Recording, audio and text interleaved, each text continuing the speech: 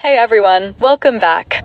Before we dive into today's wonderfully weird and weightless topic, I'm sending out a massive wave of positive vibes and the very best wishes to all of you watching. Seriously, wherever you are in the world, I truly hope you're feeling fantastic, taking amazing care of yourselves, and staying healthy. That's the absolute foundation for enjoying all the incredible things our planet has to offer. Now, get ready to have your basic understanding of rocks completely flipped upside down, because we're talking about something that sounds impossible. Some rocks can actually float on water. Yeah, you heard that right. Forget everything you thought you knew about rocks sinking straight to the bottom. I'm not talking about driftwood or styrofoam. I'm talking about genuine, honest-to-goodness rocks that bob on the surface like corks.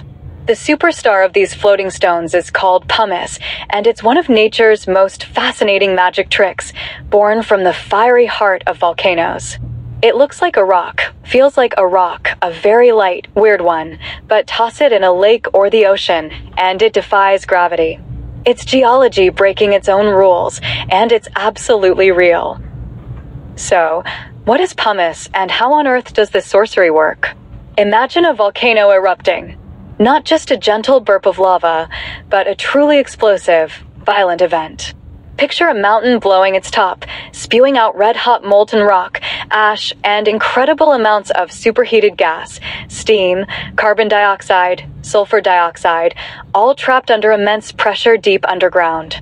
When this gas-charged molten rock, called magma, finally bursts free onto the surface or gets blasted high into the air, something amazing happens. The sudden, drastic drop in pressure is like popping the cork on a bottle of champagne that's been shaken vigorously. All that gas that was dissolved in the magma, held captive under pressure, wants to escape, and it wants to escape fast.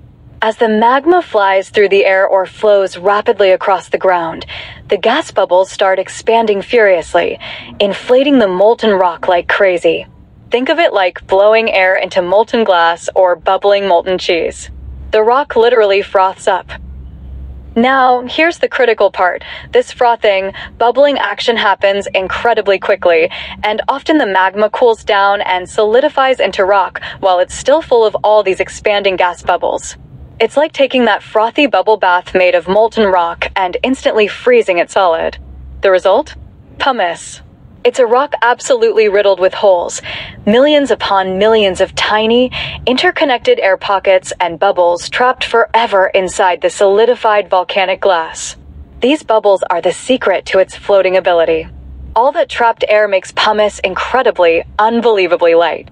In fact, pumice is so full of air that it's often less dense than water.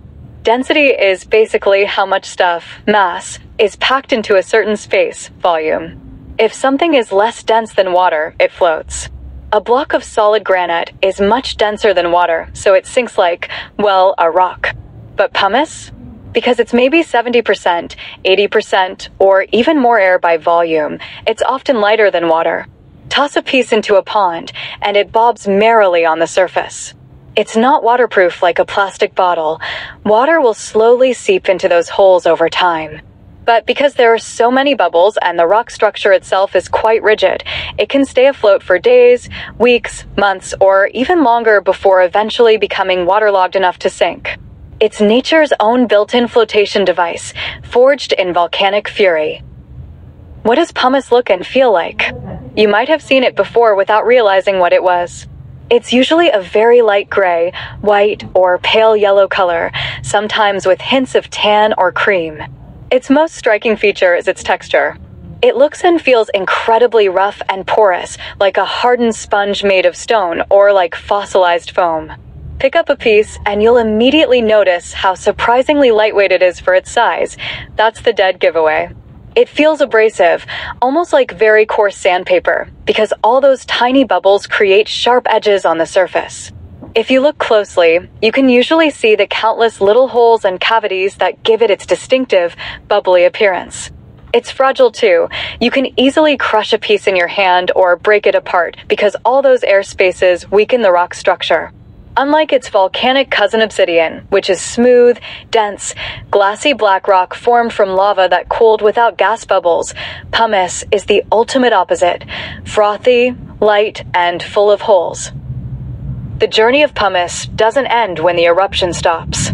Because it floats, pumice has an incredible ability to travel vast distances across the oceans. After a major underwater volcanic eruption or an explosive eruption near the coast that blasts pumice into the sea, enormous amounts of this frothy rock can be produced. This pumice doesn't sink. It forms gigantic floating mats or rafts on the ocean surface. These rafts can be truly massive, sometimes covering areas bigger than cities or even small countries. Imagine a floating island, not of vegetation, but of pale, porous rock, drifting slowly with the ocean currents and winds. These pumice rafts can travel for thousands of miles over months or even years. They are actually visible from satellites, looking like strange, pale stains on the deep blue ocean. This ocean voyage isn't just a curiosity, it plays a vital role in the marine ecosystem. The rough surface of the floating pumice provides an absolutely perfect temporary home. Tiny marine organisms, algae, barnacles, corals, crabs, even small fish, hitch a ride. The pumice raft becomes a miniature, drifting ecosystem, a life raft for ocean creatures. As the raft slowly breaks apart and individual pieces eventually sink, once water fills enough holes, it carries these organisms to new, distant shores and reefs, helping to spread life across the vast expanses of the ocean. It's an incredible example of geology directly aiding biology. Humans have been fascinated by and using pumice for thousands of years, precisely because of its unique properties. That lightweight, abrasive texture? It makes pumice incredibly useful. One of the oldest and most common uses is as a natural abrasive. Before modern sandpaper and synthetic scrubs, people used pieces of pumice to smooth rough surfaces. Stonemasons used it to polish stone and marble. Woodworkers used it for fine finishing. Even today, you'll find pumice stones in bathrooms and beauty products worldwide. Why?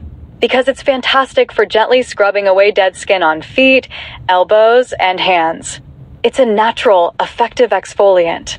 Its lightness also makes it valuable in construction. Crushed pumice, often called pumicite, is mixed into concrete. This creates a lighter, more insulating concrete block, which is easier to transport and handle, and provides better thermal properties for buildings. Because it's essentially volcanic glass, it's also very chemically inert and durable, making it a great aggregate. You'll find lightweight pumice concrete in everything from building blocks to garden planters. Pumice has other surprising uses too.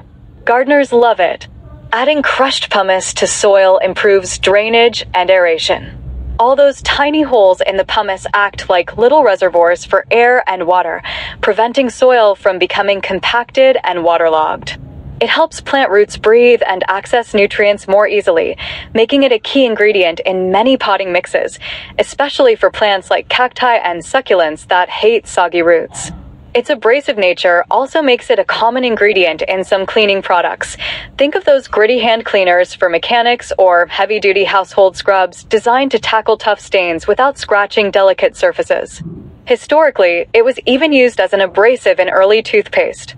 Artists use finely ground pumice as an ingredient in some types of gesso, the primer used on canvases, or in other texturing mediums. And in the fashion industry, pumice stones are used in the process of stonewashing denim to give jeans that soft, worn-in look. From our skin to our jeans, from our gardens to our buildings, pumice quietly plays a role in many aspects of our lives. Finding pumice isn't particularly hard, especially if you live near areas with volcanic activity, past or present. After a volcanic eruption that produces it, pumice can litter the landscape like a strange, gray snowfall. Beaches near volcanoes often have significant deposits of pumice washed ashore after floating across the sea. You can even buy bags of it at garden centers or find pumice stones in pharmacies. But seeing a giant pumice raft form after an undersea eruption is a rare and spectacular event monitored by geologists and oceanographers. It's a visible reminder of the powerful geological forces constantly reshaping our planet beneath the waves. Scientists study these rafts not just for the geology, but also to understand how marine life disperses across ocean barriers. So, the next time you pick up a pumice stone or see a light gray, bubbly rock near a volcano or on a beach, remember the incredible journey it represents. It started as superheated, gas-charged magma trapped under immense pressure deep within the Earth. A violent eruption gave it freedom, allowing the gas to explode it into a froth that froze solid in an instant, trapping billions of air bubbles. This trapped air gives it the magical ability to float, defying our expectation that all rocks sink. It then becomes a seafaring vessel, drifting across oceans, carrying life to new shores. We harness its lightness for building, its abrasiveness for cleaning and smoothing, and its porosity for helping plants grow. Pumice is a testament to nature's ingenuity, turning destructive volcanic power into a material that's useful, fascinating, and literally buoyant. It's a rock that breaks all the rock rules, a floating wonder born from fire, a reminder that even the most solid-seeming things can be full of hidden lightness and air. It's geology's own little miracle of levitation, proving that sometimes, even rocks just need to take a load off and float. Thanks for exploring this weightless wonder with me today. Stay curious, stay grounded, or float if you prefer, and above all, stay healthy.